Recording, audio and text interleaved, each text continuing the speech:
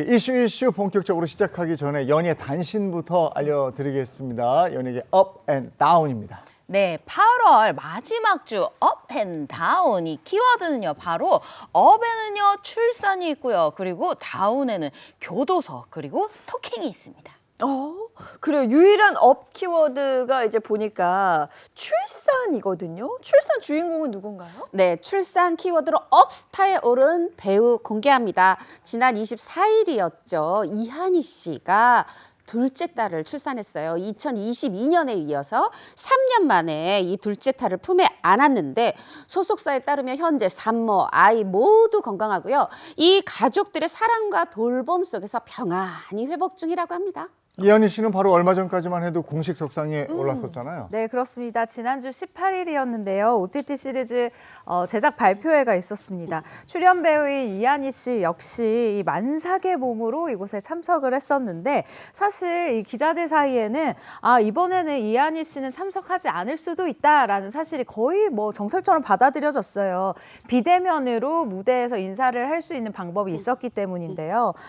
이를 두고 이한희 씨 측에서는 내 컨디션이 예측이 안 되는 상황이다 보니까 마음은 당연히 오고 싶은데 약속을 못 지키는 상황이 될까 봐 끝까지 고민할 수밖에 없었다. 그런데 상황을 보니까 오늘은 애가 안 나올 것 같은데 라는 생각이 들었다는 거예요. 그래서 제작진들한테 이 전날 정도에 미리 얘기를 해서 가는 것으로 가닥을 잡았고요. 제가 어제 이 제작 발표회가 있었던 이 작품의 감독인 이혜영 감독을 만나고 왔습니다. 이혜영 감독이 연예계 역사상 출산 6일 전에 제작 발표회에 참석하는 여배우는 아마 없을 거예요 라고 얘기를 할 정도로 굉장히 애정을 나타냈는데요. 이런 만삭 투혼 덕분인지 이 작품 공개된 후에 곧바로 1위 자리를 차지하는 이 영광을 누리게 됐습니다. 제가 이 작품 봤거든요. 그 시리즈물이잖아요. 네, 맞습니다. 근데 이한희 씨 연기 잘하는 거 알고는 있었는데 이 정도로 연기를 잘했다고 라고 싶을 만큼 연기력이 대단하더라고요. 출산도 진심으로 축하드립니다. 자, 그리고 다운에 있는 키워드가 교도소입니다. 이건 또 무슨 말일까요? 네, 이번에는 지난해 이 음주 상태에서 중앙선을 넘어서 이 정지돼 있던 택시에 충돌한 것도 모자라서 매니저에게 대신 자수시키는 이른바 운전자 바꿔치기를 시도했고 뿐만 아니라 이 차량에 있는 블랙박스 훼손 그것까지 이제 가담한 이런 형으로 올해 초 무려 징역 2년 6개월을 선고받았던 가수 김호중 씨 소식인데요. 이 법조계에 따르면 지난 18일 김호중 씨가 복역 중이던 서울구치소에서 경기도 여주시에 있는 교도소로 이감을 했어요. 그런데 이감된 교도소가 좀 특이한 겁니다. 2010년에 문을 연 이 국내 유일의 교화 중심의 민영, 구경이 아니라 민영 교도소인데 이 기독교 재단이 위탁을 받아서 비영리 방식으로 운영 중인 곳이라고 합니다. 근데 이 이감된 교도소에 입소 자격이 좀 까다롭다면서요? 크게 한 4가지 정도의 조건이 있는데요. 이 입소 가능한 수용자의 경우 같은 경우에는 첫 번째로는 공안, 그리고 마약, 그리고 조직폭력 사범 등을 일단 먼저 제외가 됩니다. 그리고 나서부터는 형기가 1년 이상, 그리고 전과 2범 이하여야 하고요. 또 징역 또는 노역의 의무가 없는 금고형 7년 이하의 남성 또 수용자여야만 한다고 합니다. 이곳의 가장 큰 특징이 무엇보다도 기독교 재단이 운영하는 우리나라의 유일한 민영 교도소거든요. 그렇기 때문에 이 기독교 신앙을 바탕으로 교화 활동을 진행하고 있습니다. 그러한 이유로 이곳에서는 이 번호 있죠.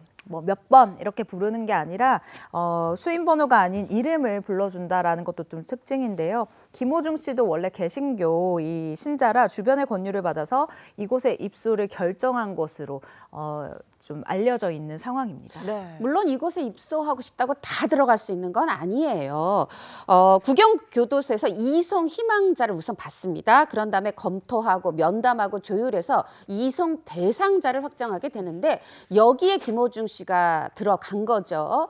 근데 물론 교도소에 있으니까 다운스타긴 한데 여기가 좀 운동하기도 더 좋고 이 안에 뭐 갤러리도 있고 이렇게 해서 훨씬 좀 말하자면은 이 수감자 인권이 좀 더 좋다고 해요. 그러다 보니까 아마 팬들은 이 부분은 조금 안심하고 좋아하시지 않을까 싶네요. 네, 김호중 씨는 언제 출소하는 거예요? 네, 정해진 형기를 다 채운다면 김호중 씨 내년 11월에 출소를 하게 됩니다. 팬들은 여전히 김호중 씨에 대해서 굳건한 믿음과 이 신뢰와 사랑을 보내고 있는 상황인데 다만 김호중 씨를 상대로 한시적 방송 출연 규제 조치를 취한 방송사에 팬들이 좀 잃은 것 같아요. 출연 금지를 해지를 해달라라는 청원을 하고 있는 거죠. 사실 네. 이 부분은 출소 이후에 진행을 하는 것이 민심 또는 방송국 쪽에 이야기가 들어가는 것이 좀 더 정석적인 이 방향이 아닐까라는 생각을 해봅니다. 네, 마지막 다운 키워드입니다. 스토킹은 뭔가요? 굉장히 정말 인기 많았던 듀오 유엔이 있었죠. 남성 듀오였는데 여기 유엔 출신의 최정원 씨가 스토킹 혐의로 이 경찰에 입건돼 조사를 받아서 충격을 안겨줬습니다.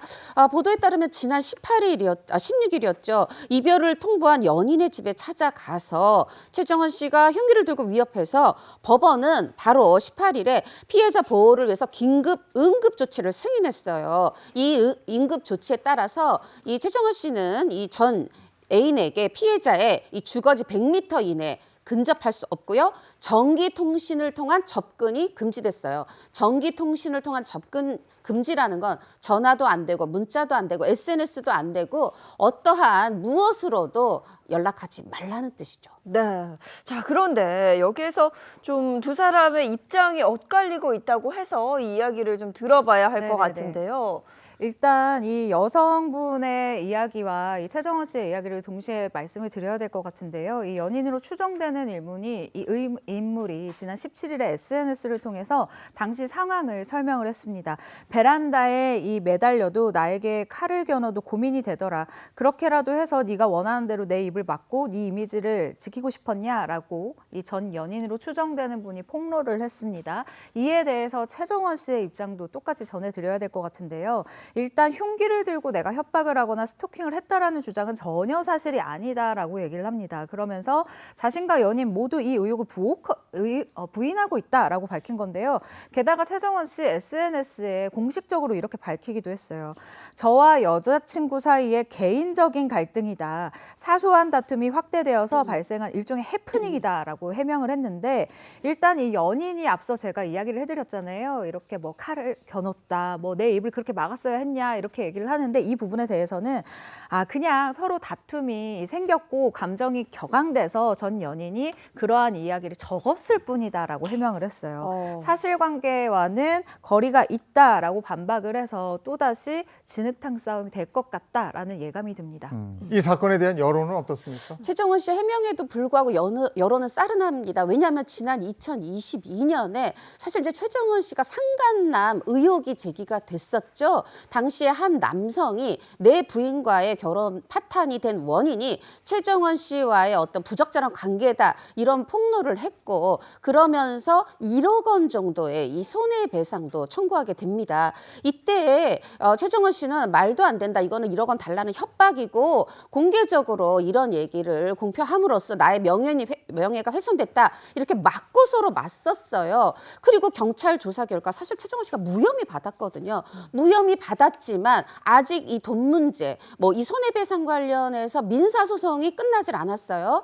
이게 민사는 원래 길죠. 그런 상태에서 이제 최정원 씨가 아직은 이 사생활 논란에 관한 꼬리표를 완전히 떼지 못했는데 무혐의를 받았다고 해도 말이죠. 또 이런 가운데 사생활 논란이 다시 한번 불거지면서 이렇게 좀 여론이 싸늘하지 않나 싶습니다.